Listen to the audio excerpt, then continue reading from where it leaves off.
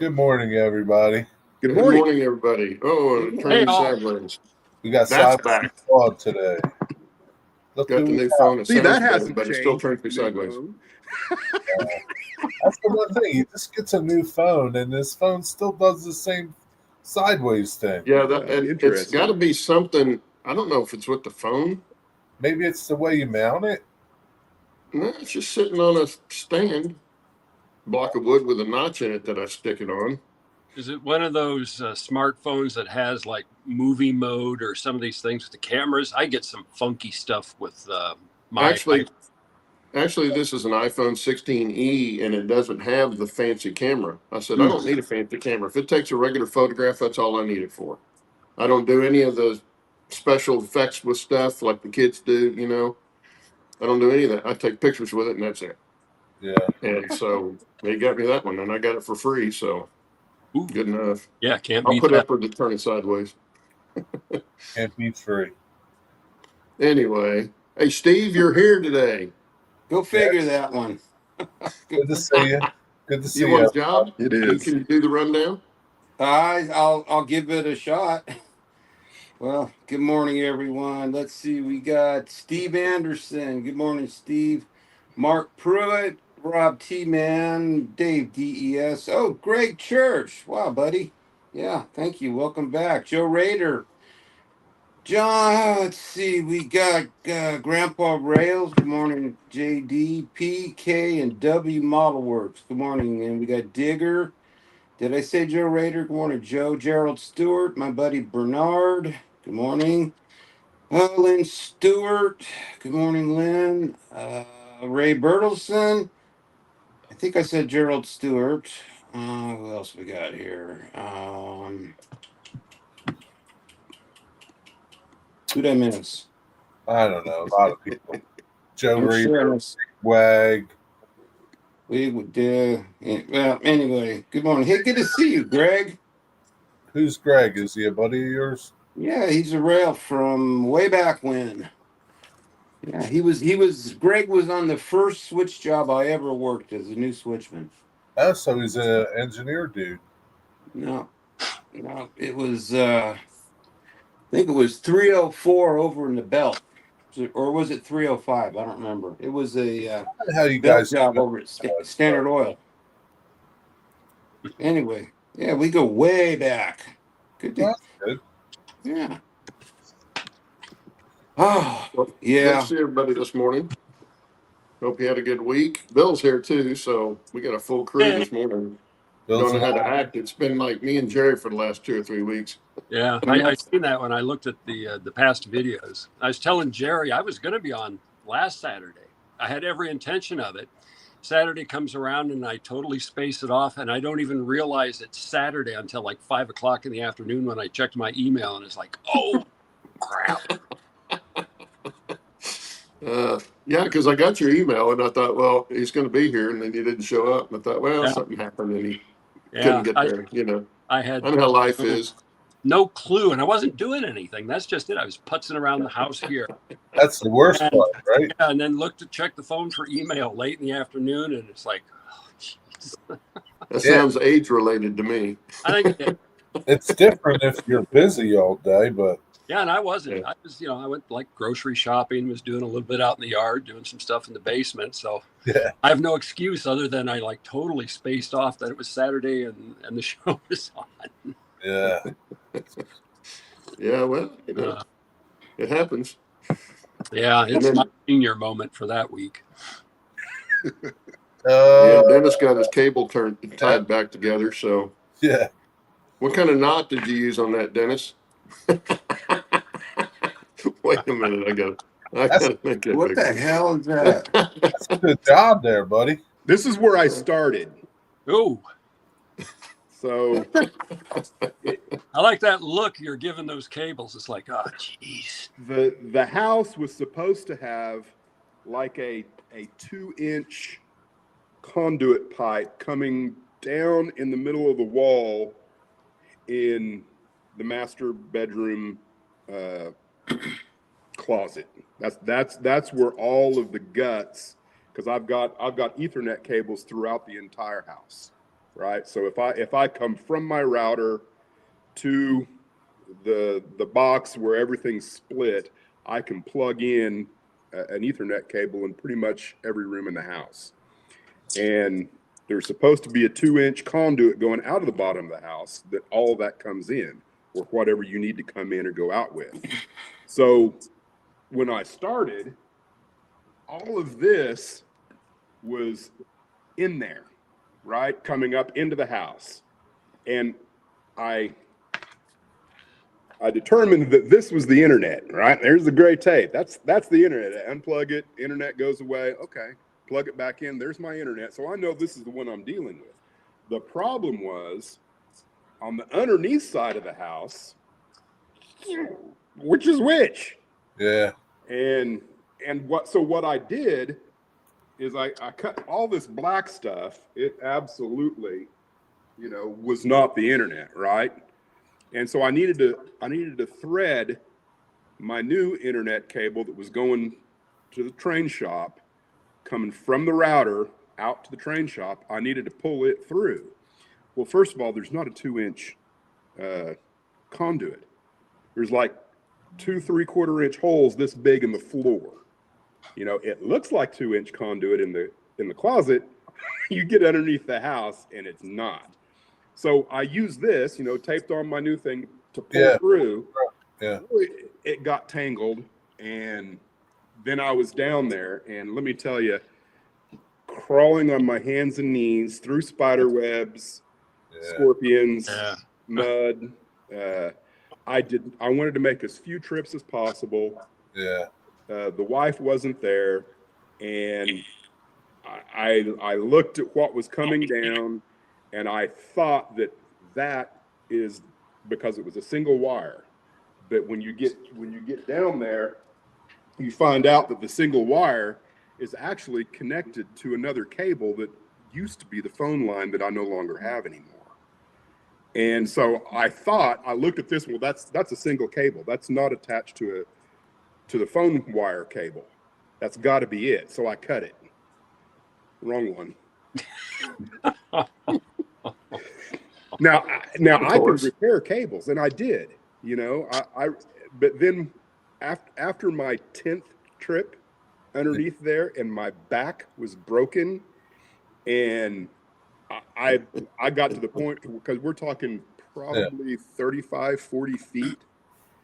And after the 8th time in, I was like, having to stop halfway.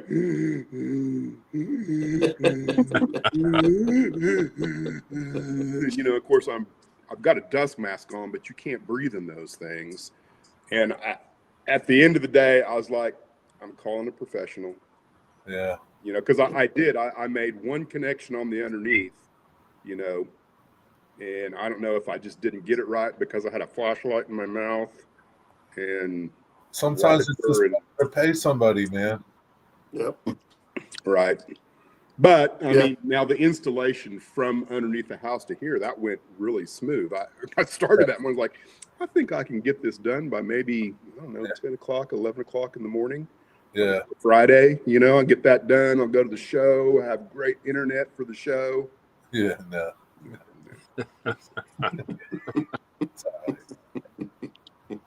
It's all Heath's stuff. Yeah. Anything technical is Heath's issues. Yeah. Well, he's the one that pushed me, to get it done. I had in the back of my mind that eventually I may do some live streaming on a more routine basis. Yeah. I don't know when, but at some point, in order to do that and do it the way I want to do it, I need multiple cameras, kind of like what Heath does. So I'm, asking Heath questions, in Discord. He said, before you do anything, get your damn internet fixed because you keep glitching out and back on track. Yeah. No, I know. I've been saying that for however. So and he didn't make the purchase, but he sent me a link to everything that I purchased. It's like, do this first, and sent me what I needed for cable, the Wi-Fi that I've got in here, and then this extender here that goes directly into my computer. So now I'm hardwired in. I'm not even using Wi-Fi right now. He sent me a link to all that on Amazon, and I just went in and pushed buy. Yeah. He knows his stuff. I follow his recommendations anytime. Yeah. Yeah, the only thing sometimes it gets too technical for me. Well, I mean, yeah, I guess I could see that. For me, he does. Yeah, it's just Where'd Claude go?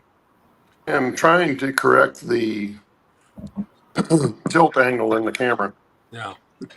I bet you could swipe down from the corner and go to your menu screen. I don't know if that's the right term, but once you get it where you want it, you should be able to lock screen, and it will stay locked in what is that, landscape mode? You should be able to do that. Put it in airplane mode. Yeah. That'd Then probably you need do to it. wrap it in some duct tape. Yeah, duct tape over the camera so it stays stable. So, Bill, what's going on over there while Claude is busy? Well, I have been happily depleting my financial reserves in the bank going to the hobby shop. Yeah. When Claude's got the ability of Claude, if you could make me the full screen for a little while, I'll show you some of the purchases that I've done. Okay. I'll be moving the camera, Dennis. I'll try not to go too fast. I'm surprised you had to buy stuff. Oh, well, I bought a bunch of stuff. Yeah, I'll show you kind of what I've got. So, like for all different scales. So, in the little hobby shop room, or the little hobby room. So, I got this from Caboose Stop Hobbies. Notice the price. This is what I paid for it. $65. What is Digitrax? Digitrax. And it's Nice. got all of that. It's a used system, but I'm going to be putting that. This is what will go on the new ON30 layout once I get started on that. And I'll probably start on that, some of the framework yet before I go back. Then, I went nuts for N-scale stuff. All of this will go back to Thailand with me. Got, a bunch of kits and many switches and some bridges. Yeah. More switches, because I need switches. I've got enough for the big layout, but I needed to get more. I've got some scenic materials, other stuff down here that will go. One of these bags, this one. This is what I was kind of cool about it. $10 bag of N-scale stuff, and I don't know if you can see it. Scissors crossover. Yeah. So I'll check all of this stuff. For N-scale in Thailand, this will be a nice little layout. Also, couldn't pass this. I got a nice Pennsylvania set for $50. Again, I'll take that with me too. So I just all kinds of material. So I shouldn't be needing anything for N-scale. Then I went to the hobby shop last week and this week, and I got 5 bundles of ON code 70 track. So that went the live streaming. And good price on that. I got a nice big bundle of Atlas O-scale 2-rail flex track, and I had a bunch of that left down here. New. It looks new. It is, yeah. It's all brand new stuff. Then over here, I bought a bunch of O-scale switches, used for the most part. Here's some that I can add ties. Nice crossover. There's a couple of other switches in this bundle. And then some used, all scratch-built switches, 2-rail. Got a bunch of that. And then down at the bottom, a couple of large Atlas switches. So I can hit those at speed if I want. Man, they sure do have a lot of stuff over there. They've got everything. And then here, again, somebody built a nice O-scale Y. Wow. So I've got that. So I've got enough stuff for the O-scale and the ON30. I don't really need anything more. Then, it's not too dark in here. More stuff that I bought. I bought some stuff, HO scale. Like this was really nice. Microengineering, tunnel liner, $5 Yeah. for the box. And it is complete. Everything's there. And I got 2 of them. They had 2 of them on clearance for $5 a piece. Could not resist that, even though I don't know that I'm going to do a tunnel on an HO scale anytime soon. A couple of other things. And then, while I was still in Thailand, I had a gentleman reach out because I'm doing more on Facebook. And he had a collection of stuff, and I bought it from him. All of this is HO scale, but I have literally hundreds of metal figures and Wow. detail parts and horses and just different modeling things. Nice little sawmill that's already done, a little paint on it, and I will be happy with that. A big like produce or packing company. Claude, I think this might be like the HO scale, similar to what you've got. But I bought this collection because I will be at some point doing more with the HO scale and build another HO scale table to go in with what I've got out in the garage now. I've been thinking about that, and what I'm going to do is, how my HO scale layout is set up now. It runs, 4 and then 4x8, 4x8. I'm going to do another 4x8, but the main layout's going to be this way. That new middle piece will go this way, and I'm going to be putting in like not a hammer mill, but like a steel processing plant in there, so I can have lots of switches. I've got some Sanborn fire insurance maps of a site that I was actually working near up in Pennsylvania, and I figure I can build that. I can put this packing plant in. I can put corrals and stuff, and more industrial area, more switching, and then all of those figures can go on that new part of the layout, and spread some on the other part of the layout as well. So I've got more stuff than I need, but it's going to be fun building. That's for your Iowa layout, right? That'll be for the Iowa layout.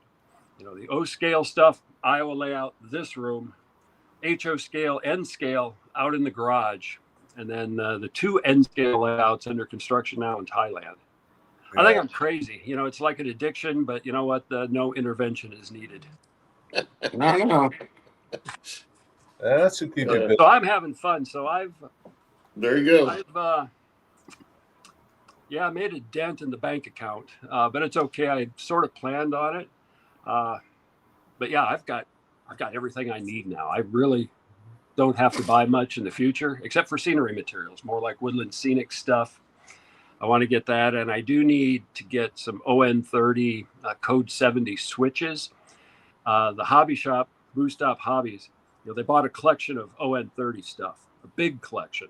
So I got all the track from that, and they think that they've got ON30 switches somewhere in the shop. I looked, I couldn't find it. They haven't found it yet. But when they do, I told them I'll take every ON30 switch they find. Yeah. It's a good thing that you're connected with them. Yeah. Yeah, they find stuff that they think I'll like. I'll get a text message from Keith, who works there, and hey Bill, you interested in this stuff? And I'll be either like, yeah, put it back, or nah, I'll pass. Well, the nice thing about the ON30 is you could use regular HO turnouts and just remove some of the ties. Yeah, I get it. It would work and it would look good. I like how the ON30 stuff looks. The microengineering switches match up with the microengineering track. So I wouldn't get anything that would look different, visually distracting. But yeah, HO scale stuff would work. And I've got plenty of code 70 HO scale switches. So if I do any switching like in a mountain, when I build this layout back here, I'll probably grab one of my HO scale switches, just again, because the visual difference isn't going to be anything, and just put that in the mountains where it's out of sight. Yeah. Yeah, what's amazing to me about Caboose Hobbies is how much stuff they get for a little hobby shop in like where are they? Missouri or Oh, Iowa? Iowa. Yeah, they're Iowa. They're about Iowa, like yeah, they're about Iowa. 40 minutes south of where I'm at. So like they get so much stuff. They constantly buy collections.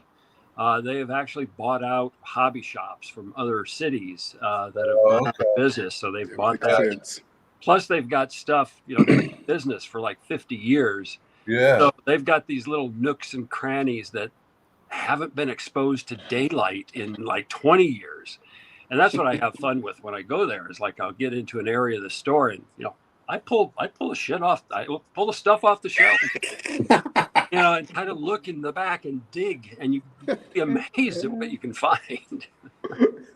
They don't How many square I'd wear feet? gloves if I were you, Bill. Yeah, I haven't found anything dead yet, but there's Nah. been some big dust bunnies. How What's big the is square this building footage, give or anyway? take, of the building? It is it's an old building in a typical city. So if some of the cities that you go through, like the size of it would be like probably what an old clothing store would have been. It's really not long. The length of the shop is probably just a little bit longer than a typical ranch style house. Width is about the same. It's a 3-story building. They've got apartments that are above the shop. And one of those apartments is loaded with model railroad stuff that they put in there and bring down when they have room. Wow. Yeah. Man. Yeah. It's a lot of fun going there. And I go there, since I'm back, I go there Wednesdays. There's some of the guys down there that are my friends and meet up with them, go have lunch and root through the store to see what I can find. And I get, I get some good deals like the metal switches here and that crossover. So it's a crossover, 2 switches, and then like ties and other hardware, $20. So I'm a happy camper. Yeah. I wonder if you get special deals. No, they do that for everybody. Yeah. If they don't know a price, they'll take a good swag and it'll be a lot lower than what you would pay at other places. And they'll tend to round down, if they've got some odd numbers, like if it's something's marked 1050, it'll probably be just 10 because it's easier to calculate and add on the machine. Yeah. So yeah, they treat the customers well. Everybody comes in there and they can find what they want. They might have to do some digging, but they can usually find what they're after. Yeah. Do they have a narrow gauge section, or is it who knows where there might be some narrow gauge stuff if you dig enough? Or they do have an area for narrow gauge, ON3 and HO scale that you guys are modeling in, or you model in mostly, Dennis. They have a bunch of stuff. The cabinet was strangely not empty, but mostly. I think they took a lot of the stuff to shows that they go to and probably sold a lot of it.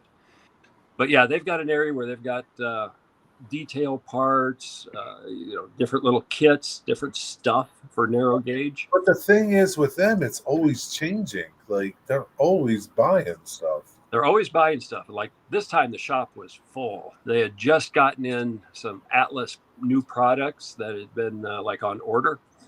So they still hadn't divvied them out. So it was a tight fit getting through some of the aisles to get to the stuff that they sell. Yeah. It was worth it. Yeah, between the stuff they get from manufacturers and stuff that they buy from people. Yeah, because it's like the ON30 track. I just was walking in there and looking around, and I seen the bundle out of the corner of my eye, and I looked at it. It's like, ooh, this is what I want. So I asked them a price, and very fair price. So I grabbed the 2 bundles that they had out, and then between that week and then this week, they found 3 more bundles and bought all of those. So yeah, they take care of the customer. If you're wanting something, they'll keep their eye out for it. And, that's good. Prices are decent. That's why, I love going to hobby shops. When I was working, I'd travel, I'd go and I'd give business to any hobby shop that I possibly could. But, Blue Stop Hobbies, if you're ever in Iowa, you have to go there and plan to spend at least half a day digging. What city is it in? Cedar Falls, Iowa. Cedar Falls. Well, they must love you walking through the door, Bill. As soon as they see you. Well, they always know that I'm going to buy something. And What I mean, yeah. they know that I'll shoot the breeze with everybody. And if they've got anybody that's in there and wants to talk trains, I'll talk trains. But as far as being like a customer, I'm probably one that doesn't spend that much out of their Yeah, I was going to say, there's probably a ton of bills that go there. There are some guys, especially the ones that do like O-scale 2-rail. I've seen guys come in and buy 3 of the great big brand new O-scale engines, and it set them back well over $1,000, and it's like nothing. They've got some guys who really like to play with the toys. I like, they buy the new, most of them. I like to buy the used and the old because it's got character, and there's nothing wrong with it. And buildings, I can get buildings that have been built, and I can spruce them up so that they look good, and I can get it at a better price. Now that I'm retired, I've got to watch my money.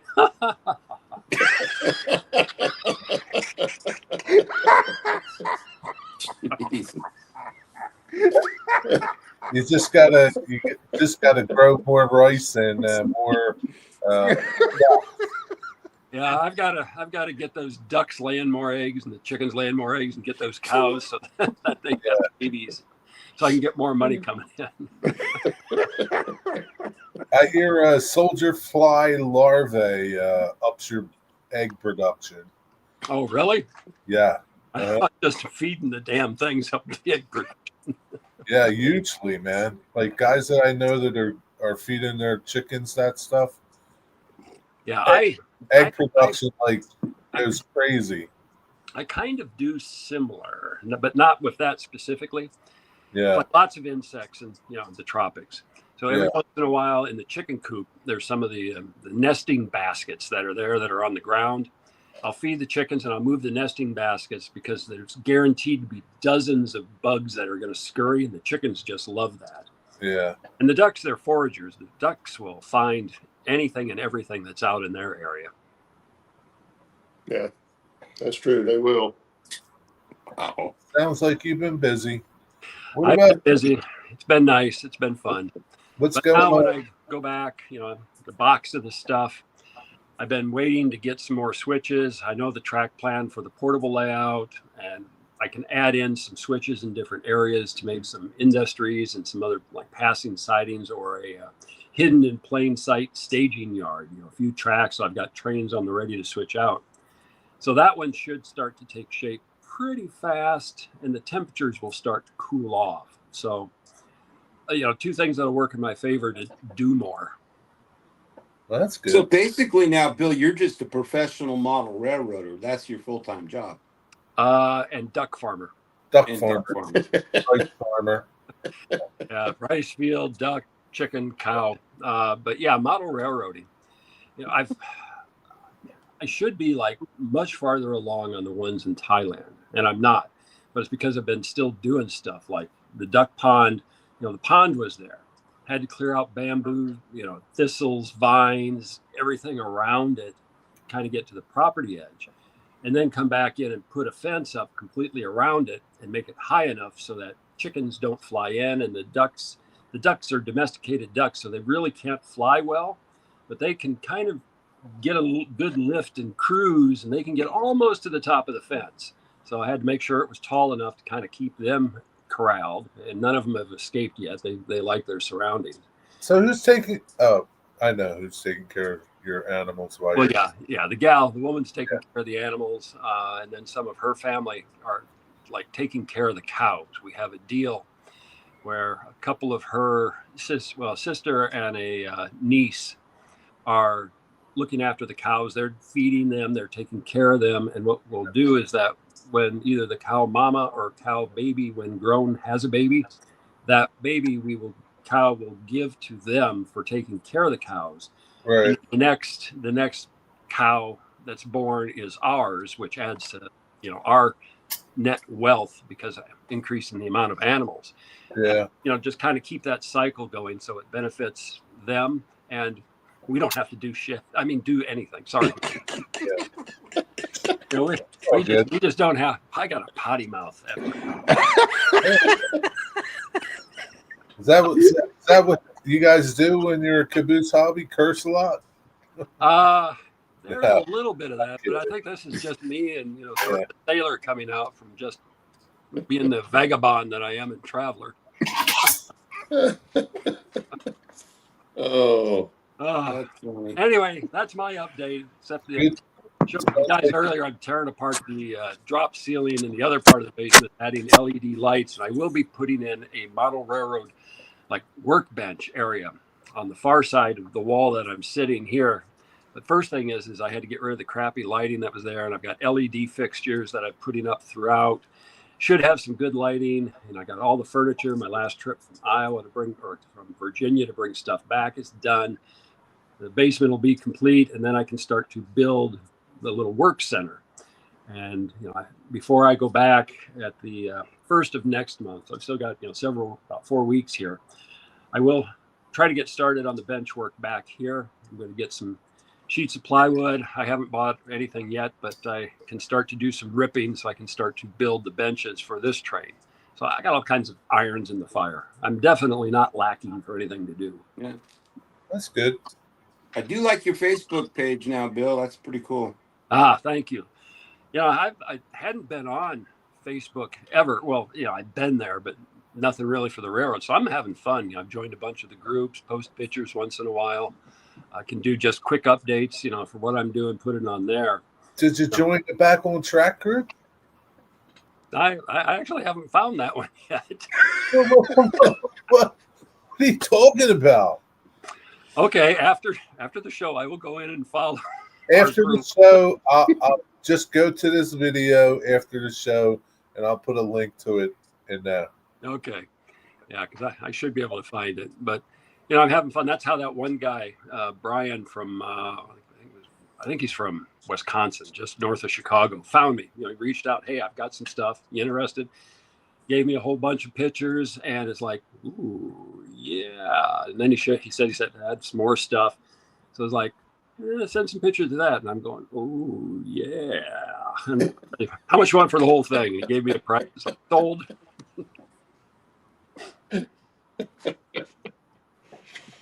oh, So good.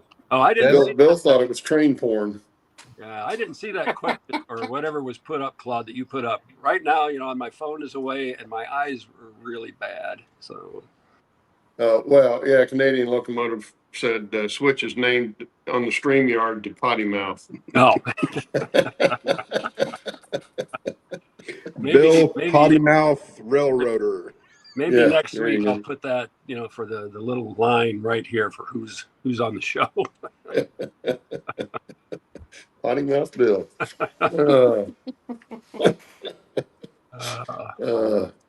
Dennis? Yeah. It's your turn. My turn. Let me see. We got enough room for one more person in the stream, right? Yeah.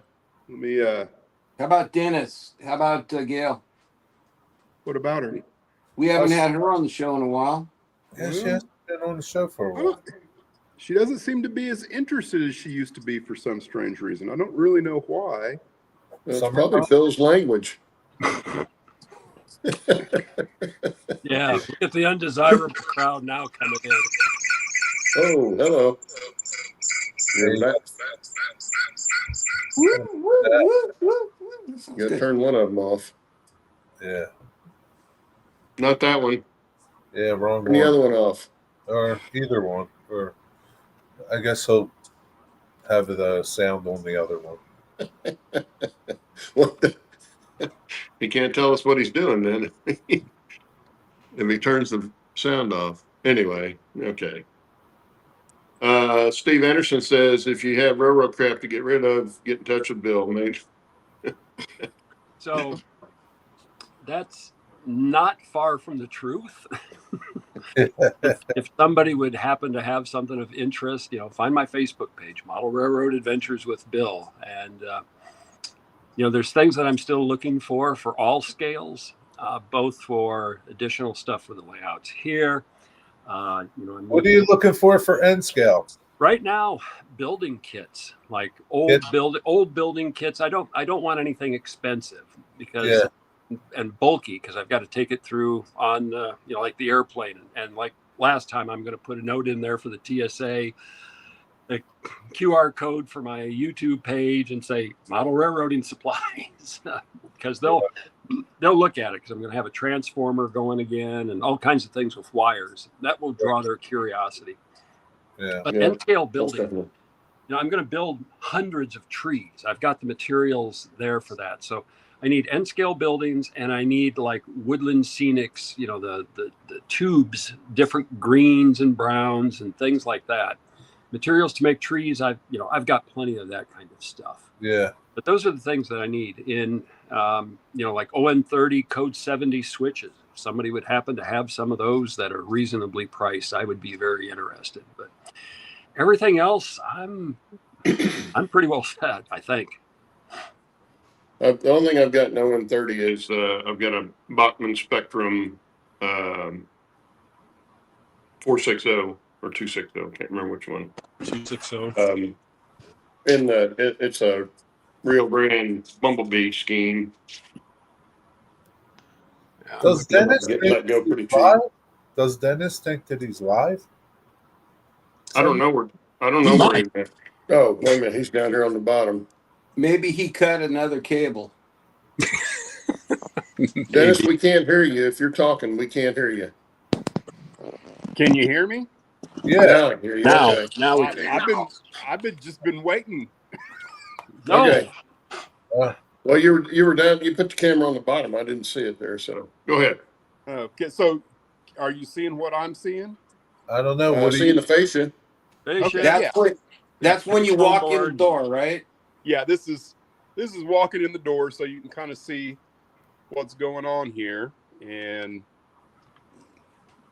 I've got some foam going, which that was last week's update, but it's coming along, I think. Yeah. Wow. Good. I haven't done any real carving yet. I think this afternoon, I'm gonna try and do some things in this corner, but having the fascia there definitely helps with what's going on, because I have some parameters from which I know I can work in, and all in all, it's working out pretty good. I don't know. This is how I decided to do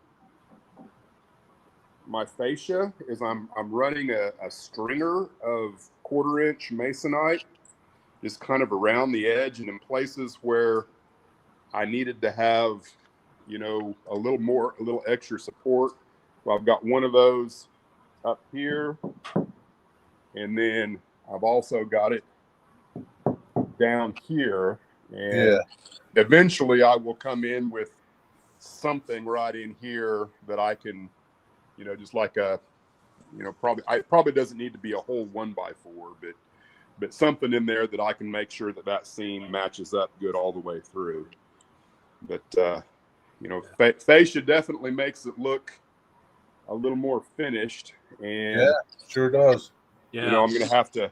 I originally thought that I could, and I probably could have, if I wanted to fight it, I could have pressed this in a little more. But I decided that if I did that, I was going to have to alter some things down in here as well. I think that curve looks nice, though. I think if you would have pressed it in, it wouldn't look as smooth. Yeah, I agree. It flows very well around that corner. Yeah. That we got it now. Yeah. It's kind of hard to tell, but I end up with like a straight line through here, because originally I had planned on having my airbrush station here, and so that's one of the reasons why I kept that straight through there. If I had it to do over again, I would have made that a nice gentle curve, which it actually kind of is on the bottom because they don't match perfectly. They're a little distorted there, but no big deal. Now the pink foam board and that fascia really starts to give it a more finished look. You can kind of really see what you're trying to do there. It looks good. It looks really good. Dennis, do you have a fascia color picked? It's going to be black. I'm pretty black. sure. If it's not black, it's going to be a super dark whatever. Yeah. Because that way, if I've got black carpet, black fascia, the railroad should kind of float, you Yeah. know, in Yep. in the space that it's given, and really kind of Yeah, you want to take frame the everything. you want to take any kind of eye contact away from the floor and the fascia and all that stuff and put it on the railroad. Right. And black brings that out really well, or a dark green or something like that, or a dark brown. But anything like that that would make your eyes move more to the railroad. Right.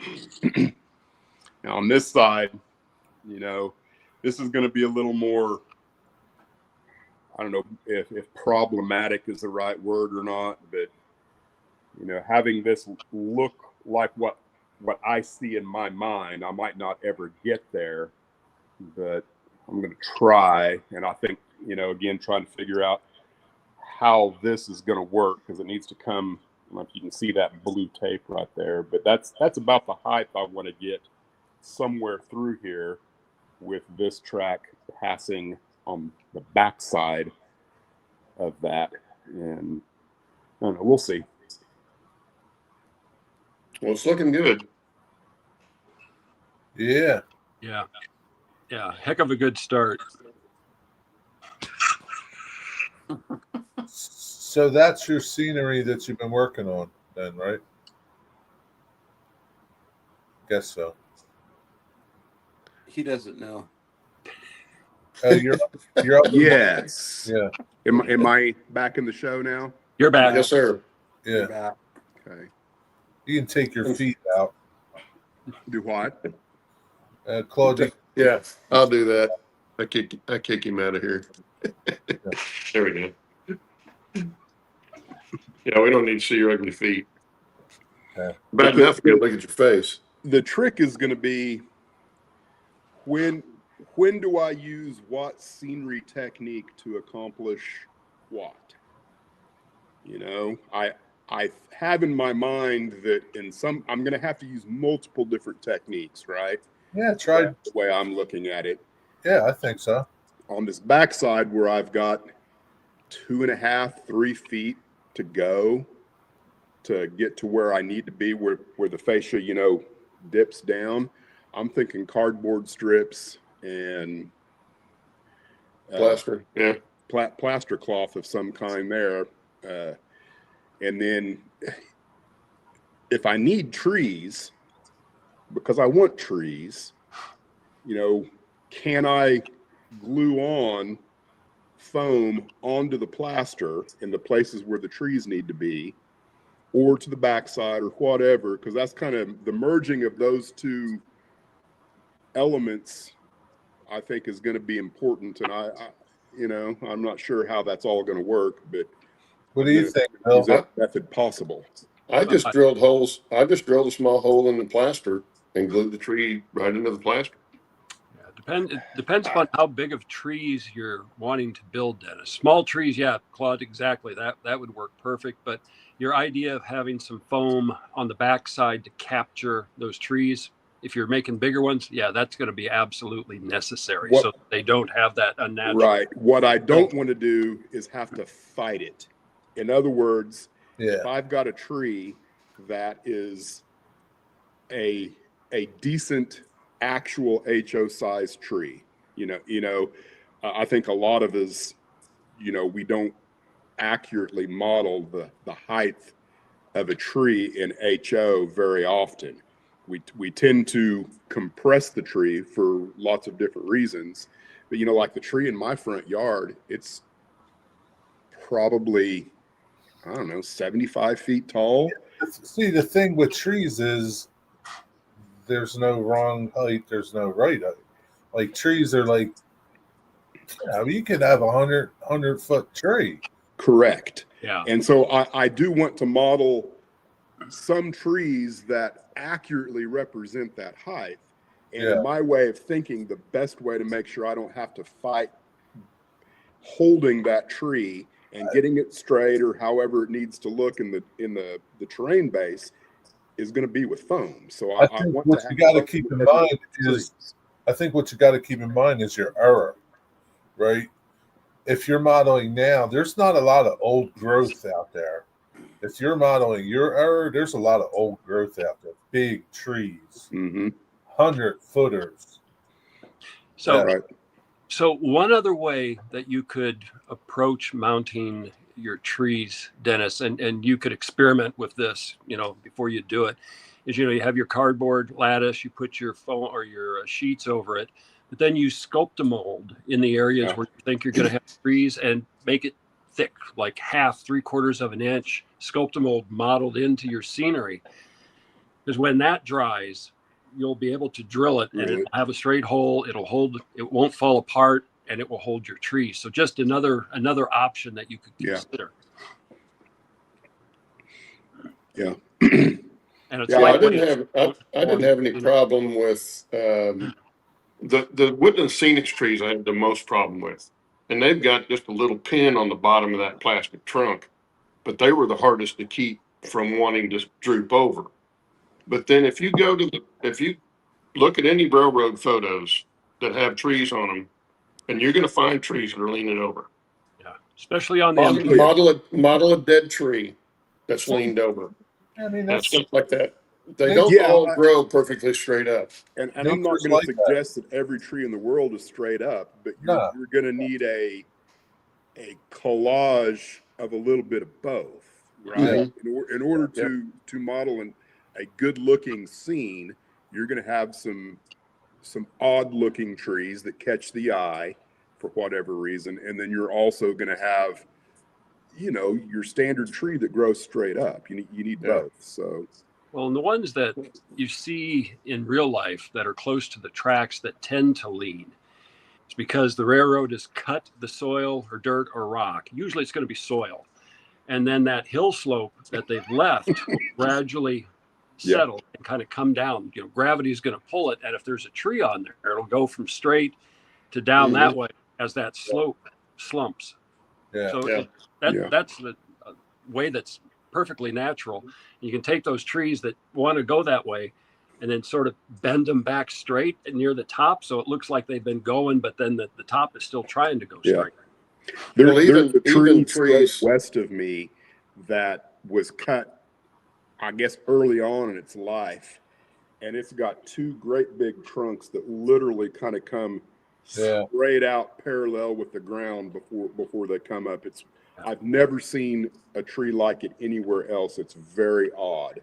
Yeah. Well, you'll get trees like if you go on the from Durango to Silverton, and you go through some of those rock cuts that they had to make going up the valley by the river.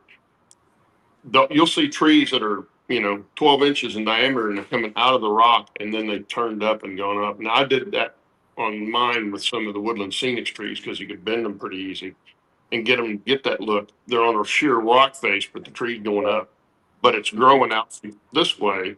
And then turning up. They're always trying to go to the sun. They're trying, they're always trying to get up to the sun. And, but don't, they get a seed or something, pine cone gets down in a crevice, and it gets plenty of water, and it'll start growing, and it'll come right out of the side of the rock. And you're going, how the hell that tree get there? Well, that's how, it wasn't there originally, but once they made that rock cut, then it started growing like that. Pennsylvania. Well, I've got an old oak tree in my yard. It thing's probably 150 years old. Thing's massive. And about 4 years ago, it was one of the really wet winters that we had. So the ground was just like saturated. And then got a really bad thunderstorm, came in with some high winds. And I thought that tree was going to come over. And it's probably leaning about maybe 10 degrees what it was before. And the whole root ball, you can see where the root ball started to come out of the ground and then stopped. And now that tree's like that. And it's a crooked oak tree. And if you look at the root ball, you can see where it started lifting out of the ground. But it's a crooked oak tree now. Yeah. I want to use some kind of picture, photograph, some kind of inspiration for pretty much everywhere on the railroad that I'm going to do these things. I might not be able to find, you know, for every different 3 feet, a different photograph for that. But, you know, I've got photographs already picked out for this area, you know, that I can see that I'm going to use as inspiration. You know, it's going to be the same thing with trees. If I can find how trees interface with the mountainside, and I can find what I think works, that's what I'm going to try and do. So I'm always going to have something that I'm looking at that I'm going to try and represent, even if I'm never going to get it, you know, like to look like the picture, but I will at least have something to go by to work in that direction. That's kind of my plan anyway. Do you have any aerial photographs of areas that you're modeling? So, you know, you've got scenic photos looking at it. Do you have any from top down? As a matter of fact, this right here, this just to my left, that's the sunken in portion as the track goes around. There's a place on my way to work every day that I've had in the back of my mind now for over 2 years that I want to represent that. And I went into Google Earth. So I've got kind of a halfway tilted version of it so I can really see how the terrain moves that way. And then I'm not going to say it's completely top down, but it's mostly top down so I can kind of see there. I definitely am looking at that as well. Local, like engineering offices, county or state, number of years ago in the 60s and 50s and 40s, there were aerial surveys done of practically the entire United States. And those kinds of offices will still probably have them either, you know, real or digitally copied. Might be worth, looking at some of the county offices in those areas for aerial photographs. You might be able to find some good ones that'll give you historical context, 50, 60 years ago. Maybe. Is that available to the public? Is that available to the public? It is. When I did environmental work in the 90s, we do what they call phase 1 property transaction surveys. And that was just part of the deal. We'd go to the county engineering office. They would have aerial photographs, depending upon the county. They might have 5 or 6 of the same area over like 15, 20, 30, 40, 50 years. So there's a good chance that there might have been aerial surveys done, or the U.S. Geological Survey might have done some. Somebody would have done aerial surveys, and there's photographs that would be available to the public somewhere. Varies again by area. You're out in an area that's more desolate, so it might be a little harder to locate, but I'm sure there's some that are out there that the public can get at. A military topographical map would also be awesome, where it actually shows the contour lines in 20-foot intervals. So here's 20 foot, and the closer they get, the more stacked they are. That would be. I've kind of looked for that kind of thing. I haven't had any luck. U.S. Geological Survey maps. Go to their website, GSA of America. I'm a member of that group. If they've got it, you should be able to get it from there. I used to have a very large map, and it was in a book. It was Rand McNally maps, but they were topographical for. You get them for different areas, and I had them for like Colorado and the Rocky Mountains because I was looking for fishing areas, streams and stuff like that. But they were all contoured. Yeah, and so something like that would work. And I'm assuming they're still available. If I still had that one that I used in to this have, day and age, it'd be perfect for what you're looking for. It'd be a matter of somebody's ever taken time to upload them.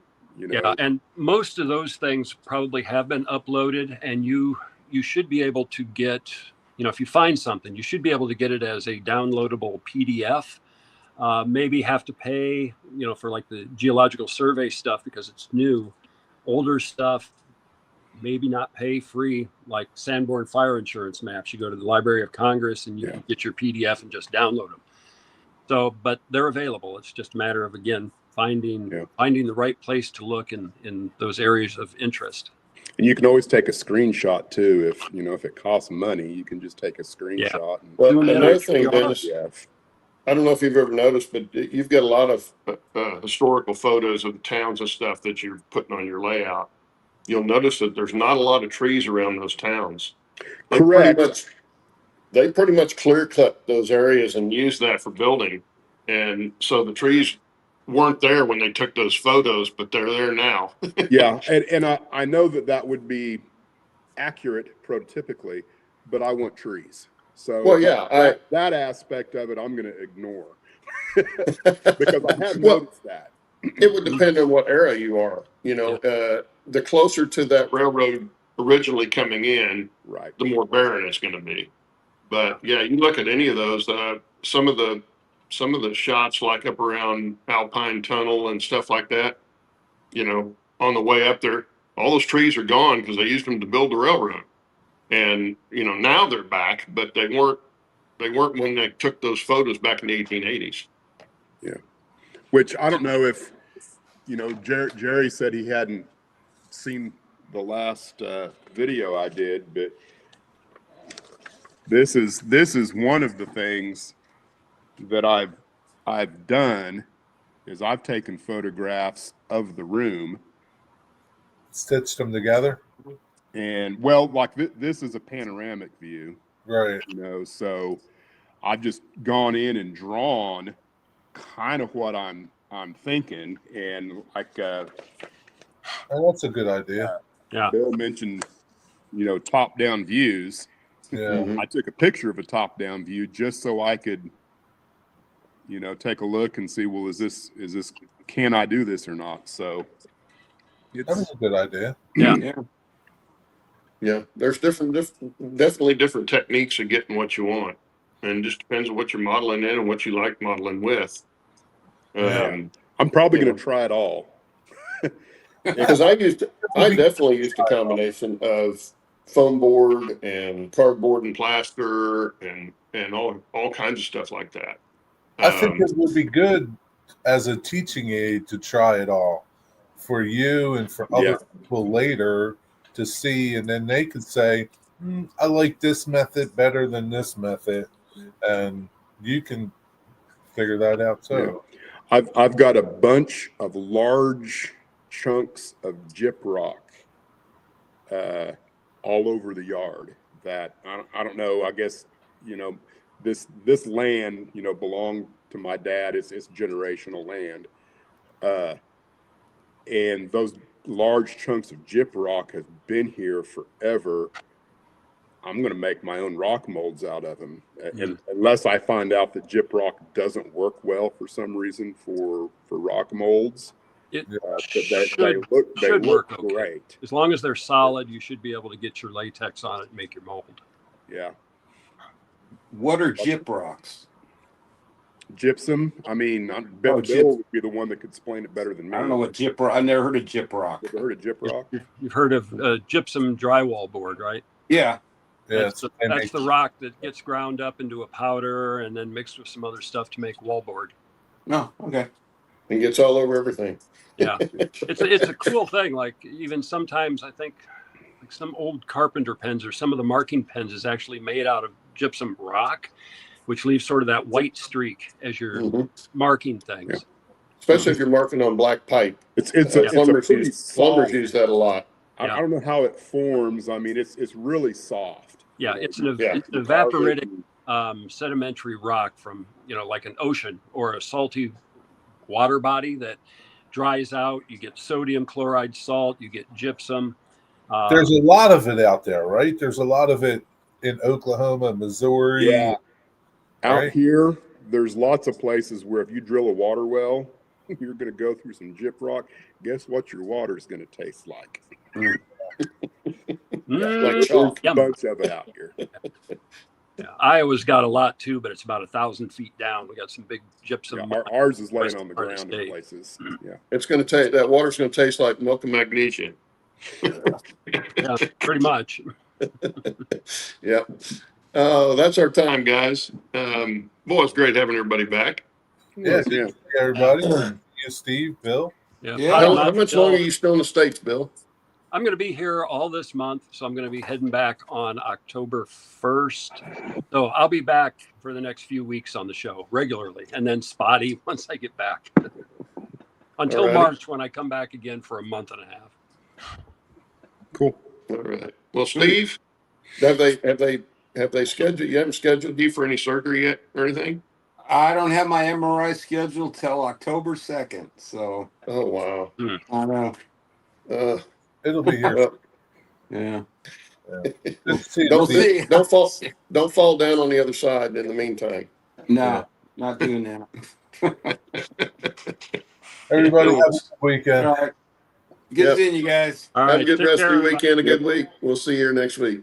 See you guys.